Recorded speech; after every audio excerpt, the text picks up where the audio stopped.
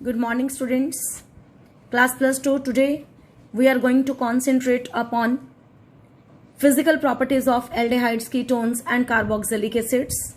Physical properties means boiling point, solubility, etc. We have to concentrate on those points. First of all, boiling points. Let's see. अगर हम aldehyde और ketones के boiling points को hydrocarbons के साथ compare करें तो उनके बॉइलिंग पॉइंट्स ज़्यादा होते हैं as compare to hydrocarbons and ethers. Boiling points of carboxylic acid is even higher than aldehydes, ketones and alcohols.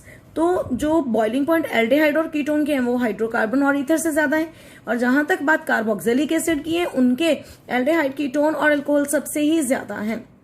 तो अगर एल्डिहाइड और कीटोन का रीजन देना हो तो what is the answer of that कि उनके बॉइलिंग पॉइंट्स हाइड्रोकार्बन से ज्यादा क्यों होते हैं? Answer is only and only one. तो इनमें ये कार्बोनाइल ग्रुप है, ये भी कार्बोनाइल ग्रुप है, ये भी कार्बोनाइल ग्रुप है. आपस में ये कौन से इंट्रैक्शंस शो करते हैं? That is intermolecular dipole dipole interactions. Dipole dipole interactions you have heard earlier also. हमारे पास ये भी एक पोलर मॉलिक्यूल, ये भी पोलर मॉलिक्यूल, दो पोलर मॉलिक्यूल्स, इसमें भी डाइपोल है, इसमें भी डाइपोल है. So the forces of interaction are dipole-dipole interactions. Similarly, if I talk about कोई अल्कोहल, ये दूसरा अल्कोहल, हमने दो अल्कोहल के मॉलिक्यूल लिए, आपस में ये जो बॉन्ड बना रहे हैं that bond is called intermolecular bond.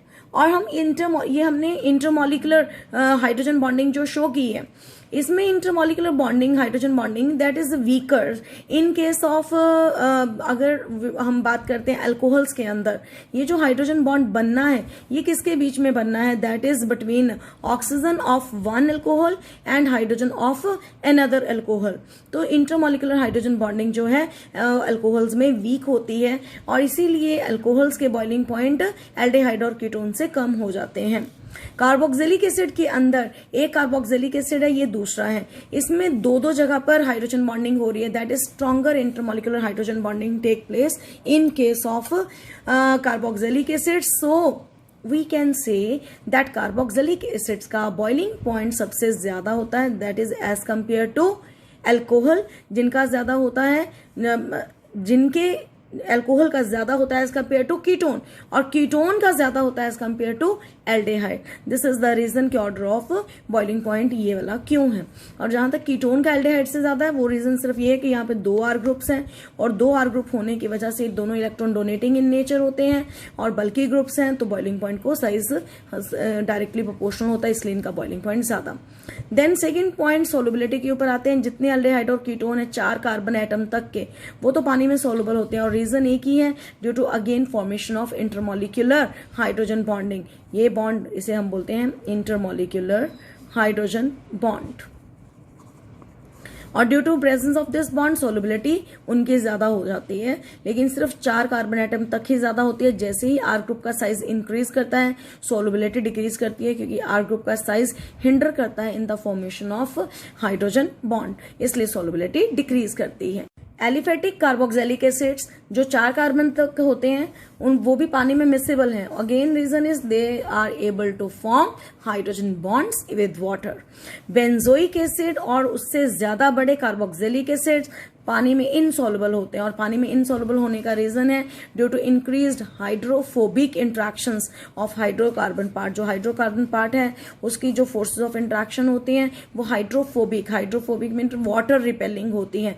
जितना आर ग्रुप बढ़ता जाता है वो उतना ही हाइड्रोफोबिक कैरेक्टर इंक्रीज करता जाता है, और उसकी वजह से वाटर रिपेलिंग नेचर भी इंक्रीज करता जाता है.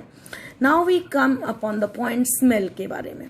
लोअर एल्डिहाइड्स का स्मेल पंजेंट ऑर्डर होता है. पंजेंट ऑर्डर मीन्स बहुत कड़वा या ऑफेंसिव सा, और लाइक एग्जाम्पल है बेंजल्डेहाइड, उसका बिटर एलमंड लाइक स्मेल होता है. जितने लोअर कीटोन्स हैं उनका प्लेजेंट स्मेल होता है, जैसे कि आपने एसीटोन में देखा है. एसीटोन को हम नेल पॉलिश रिमूवर की तरह पे यूज करते हैं.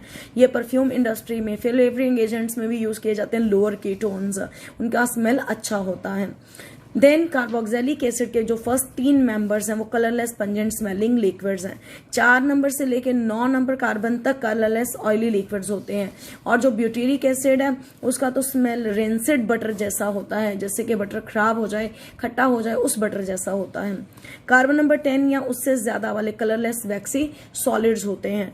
देन जो एरोमेटिक एसिड्स हैं जिनमें बेंजीन ग्रुप होता है, कलरलेस सॉलिड्स होते हैं विदाउट स्मेल। लेकिन वो हायर वाले की बात, जबकि हमने ऊपर ही अभी पढ़ा है कि जो बेंजाल्डिहाइड है उसका बिटर एलिमेंट लाइक स्मेल होता है।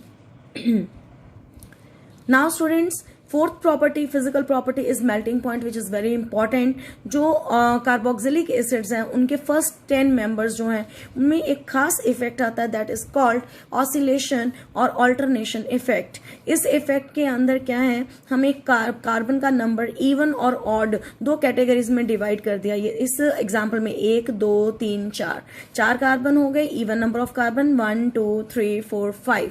5 कार्बन जो कि ऑड नंबर ऑफ कार्बन है, जिनमें इवन होता है वो क्रिस्टल लैटिस में बहुत अच्छे से फिट हो जाता है और उनका मेल्टिंग पॉइंट हाई हो जाता है। मेल्टिंग पॉइंट स्ट्रक्चर के साथ डायरेक्टली प्रोपोर्शनल होता है।